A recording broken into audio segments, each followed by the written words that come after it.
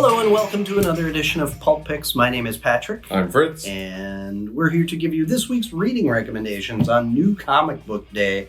And we've had a lot of Marvel lately, but not today. Yeah, not today. We draw the line somewhere. One of them almost made it up here, but we'll get to that later. Yes, yeah. Not that there wasn't good stuff from Marvel, but the table features a couple Image titles and a DC. So let's dive right in with the first Image. Yeah, so my pick this week is Ultra Mega issue 5, which might as well be a new number 1, considering how long it's been since issue 4 came out. Yeah. Yeah, so for anyone who hadn't checked this series out before, I believe it's back in either 2020 or 2021, the original 4 issues dropped from Image. Yeah, I know it's been a wait, but it was I'd say it was a worth it wait because this was a great return to form, but it was during the dark times. Yeah, so basically this series, it's kind of like a riff on stuff like Ultraman, the kind of big tokusatsu, people in rubber suits punching each other kind of thing. Yeah, fighting kaiju and stuff. Only here I think I remember one review when it was originally coming out being like Ultraman by way of if you've seen the series Devilman Crybaby on Netflix. Yeah. So if that tells you anything, it gets real dark real quick. Yes. That was messed up. Oh yeah, but also watch that show if you haven't. Again, be warned though. But yeah, so this follows basically you had a couple of these guys, these Ultra Megas, who were defending the world from kaiju attacks. Basically, one day everything kind of goes pear-shaped, and most of them just kind of die, and this whole city has to get quarantined with all the kaiju kind of in there just being in charge now. And eventually the son of one of the Ultra Megas becomes one too and is able to kind of help free or at least stop a lot of the kaiju. Gotcha. And then we find out oh hey, there's a lot more going on, it seems. And this issue kind of starts to fill in a lot of those gaps of okay, what are kind of the origins of the Ultra Mega and the kaiju, how Earth has been wrapped up in this whole universe spanning conflict between them. Interesting. And then it's also still, so there's all that, but then there's also just the human characters having to deal with these interpersonal relationships with each other, people haven't exactly been there for each other, how do we repair our bonds together. Sure. And it's just so fascinating how much they can cover in the span of an issue in terms of all this information being thrown at you, all these emotions being experienced, because they almost no one really gets a chance to breathe and process what's happening to them. Yeah. They're just constantly running through it. It's the action scenes in here are amazing. James Herron, he is both the writer and the artist.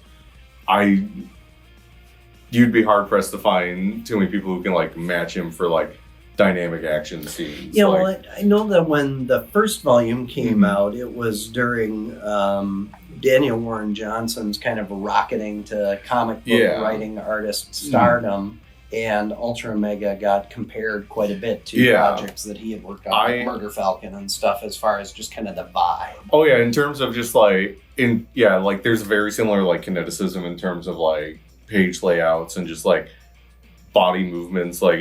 I truly hope that once this is done, he can have the same kind of career that Johnson's had, where he just kind of gets to do whatever he wants. Yeah.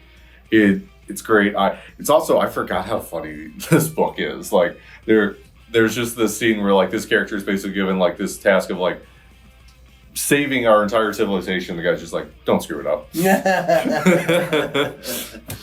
But no, it's fun. It's it gets silly as much as it gets super dire at points. It walks this tightrope of all these kind of emotions and does it so flawlessly you wouldn't even think it's supposed to be a hard thing to do. Yeah.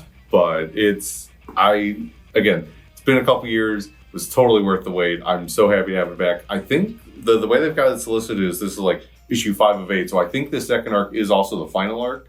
So it'll be interesting to see how they kind of wrap everything up, which I think they can do because again, they the amount of groundwork they just established in this one issue, which I should mention, it is a bit on the thicker side. You're basically getting 2 issues here. Yeah. So, but still, there's so much going on and so much more to come, it seems, that I'm so happy to just have this back. Like, yeah. As soon as I saw this like pop back up into my like Comic Hub like thing of showing like what titles I subscribed to, because like when the title goes like dormant for a bit, sometimes it'll like disappear after there, but then it showed up again. Just like, oh yay, because like so happy to have it back. But speaking of books that are back, including books that have been on here before. Yes. So I went with, let's see, which issue now? I think it's 3. I don't even remember. Yes, number 3. I went with Dark Knights of Steel, All Winter, number 3. And did I pick 1 and 2? You picked 1. I think 2 got an honorable mention. Oh, okay. This has been so fun. And are we... Yeah, so DC's now officially starting to call all of their stuff that's happening outside of the main continuity Elseworld again. So this is an Elseworld title in that it's outside of the main continuity. And the concept here is basically like, medieval times, think Renaissance fair more really, because it's kind of, a mishmash of different stuff. But anyway, Deathstroke's basically like this Viking-esque sword for hire. He got sent out on this mission, ran into his daughter and his ex-wife. His ex-wife was trying to care for a child and was taking him on this mission, this journey to where she thought the child had to go. And things went very, very awry. So now it's, at the beginning of this issue, it's Slade and this kid. And the cover will tell you that Bruce Wayne shows up. And in this reality, Bruce Wayne, so everything's shifted a little bit too. They didn't just take all the characters and all their origins and say, like, we're just going to give them armor and swords and stuff instead. So Bruce Wayne is a bit different from the main continuity Bruce Wayne. Which, you don't have to have read Dark Knights of Steel, Volume 1 and 2 to have gotten this. It was a single run in periodicals, but there's 2 trade paperbacks worth. On related note, I think we might be out, so we should reorder this. Oh, yeah, well, I think Volume 1 is all that's dropped. So I'm pretty sure 2 is coming out. Did they drop 2 also? Okay, well, anyway, I'll look into that. But you don't have to have read that to read this. Because this is very, Slade-centric. So, basically this part of this world is stuck in winter. And so they're trying to, that's what the overall narrative is focusing on. The use of color in this is really well done. A lot of times when DC's doing a lot with backup stories in a lot of their books, and a lot of times I just don't find those super engaging, so I just kind of flip through them.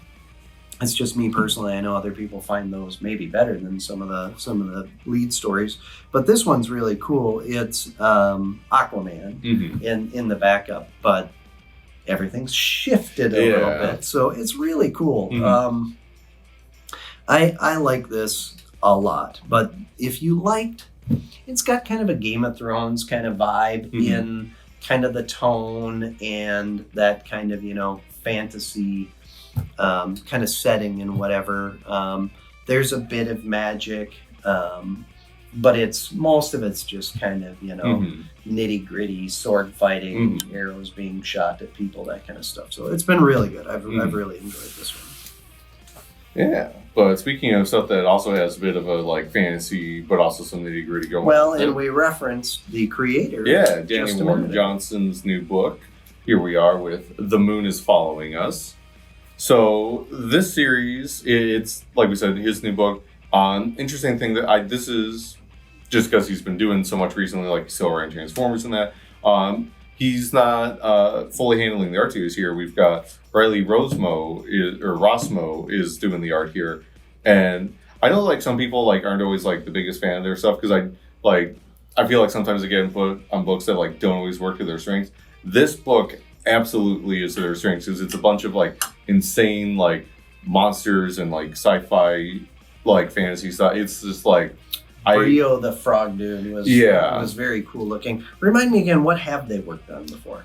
They've mostly done DC stuff in the past. They did a Martian Manhunter maxi series a couple years back. They've done some stuff with like Robin and some like other stuff here and there. I think mostly DC stuff, but they're also kind of working together on the art to an extent on this book, right? Yeah, it's a collaboration. Without getting into spoilers, like you do get some Johnson art in here, and like the reason why is very like I was talking about, like a thing that always bothers me is when you like a lot of times I don't feel like there's a reason for having like two different art styles on a book, but like the context of why it is in here is like it's super good and does a really good job of like differentiating like what's happening in both parts, but the bulk of it is Rosmo, and it's fantastic. The story here is basically you've got these two parents. They're trying to like find like a way to like help their daughter, and it involves having to like deal with this like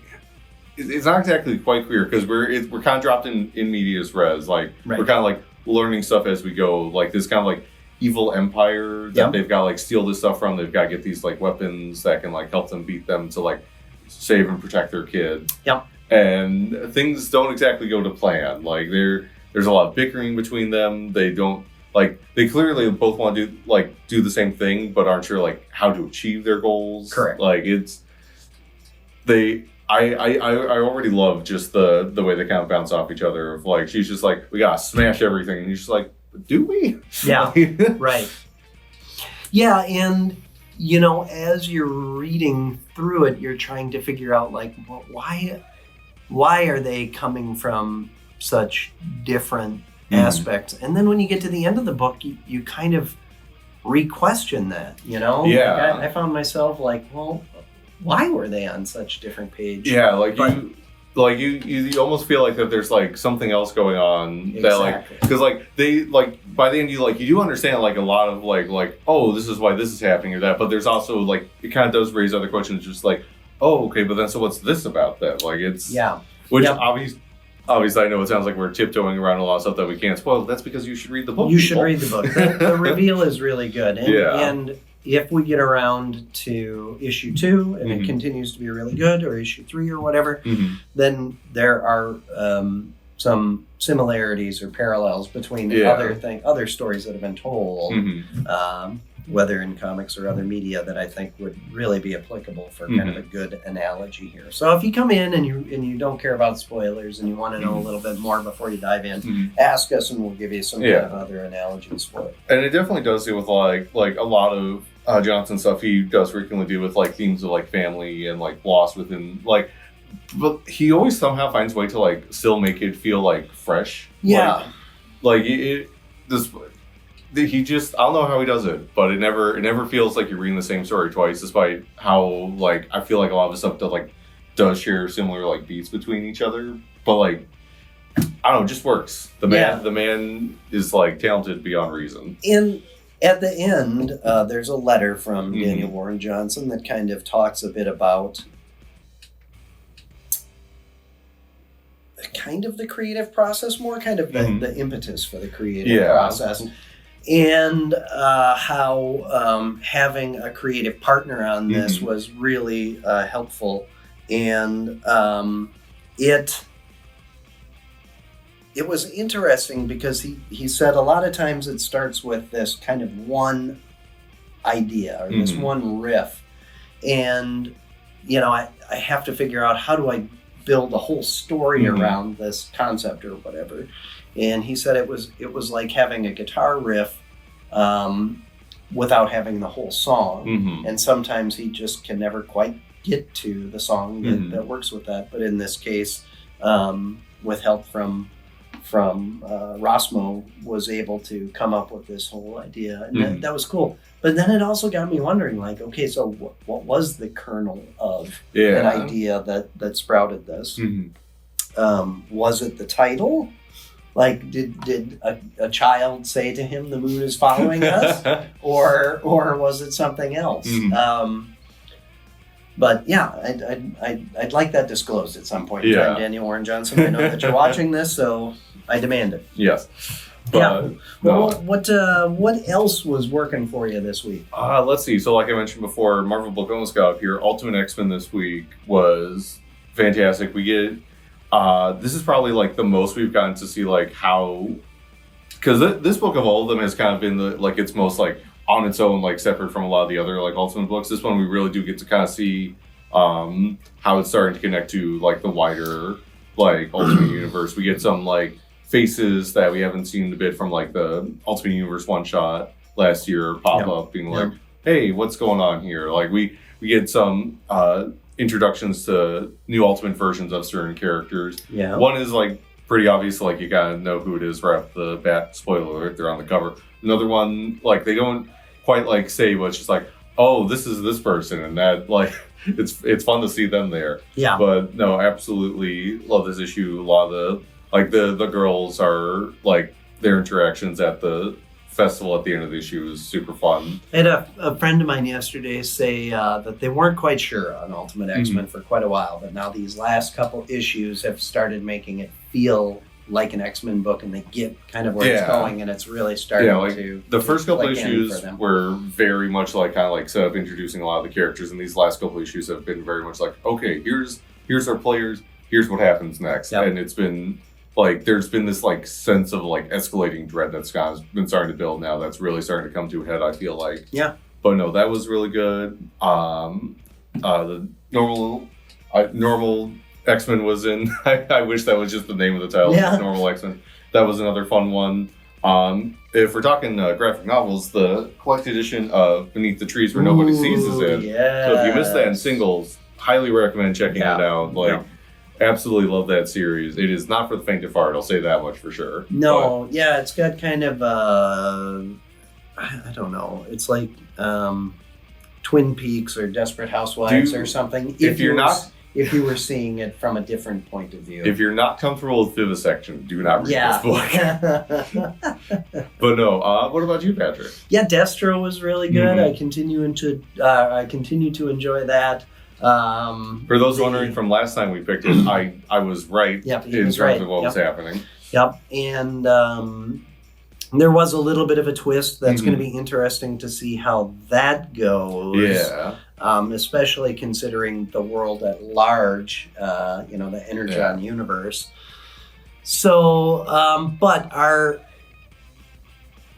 players are lining up for how things are going to be for G.I. Joe #1, which is what we expected with the Cobra Commander, Destro, Duke, Scarlet miniseries. It's kind of getting everybody in position. The pieces of the puzzle are really all start kind of coming together now. This next issue... this next issue and the next Scarlet issue are going to be very, very interesting because we're going to see the machinations of a particular character coming to fruition. So, that was really good. So, another good week, another solid week. There's a bunch of graphic novels that you alluded to came in this week. A lot of really good Batman stuff for that. We got Year One. There was another one somewhere around here. Oh yeah, so some Grant Morrison Batman. Oh right, yeah. Well, and that's not a coincidence because Saturday is Batman Day, and we've got a bunch of stuff to give away, and there's also the last Halloween Prelude book came out this week, so there's all kinds of good Batman stuff. So stop in on Saturday. Issue 1 drops next week, I think, for the main series. Yes, that sounds right. So we're DC's timing their Halloween stuff. Really and the new Penguin series starts on Max today. Yeah, it does. I've heard very good early reviews of it, so I'm excited for it. But yeah, awesome. Well, be sure to follow, subscribe, leave your comments, all that stuff. Like we said earlier, stop on into the store, or if you're not local, stop on into your local comic shop. And we'd love to hear what you guys are enjoying reading, and it's always great to chat with people. So until next week, when we will be back with another video, enjoy the reading.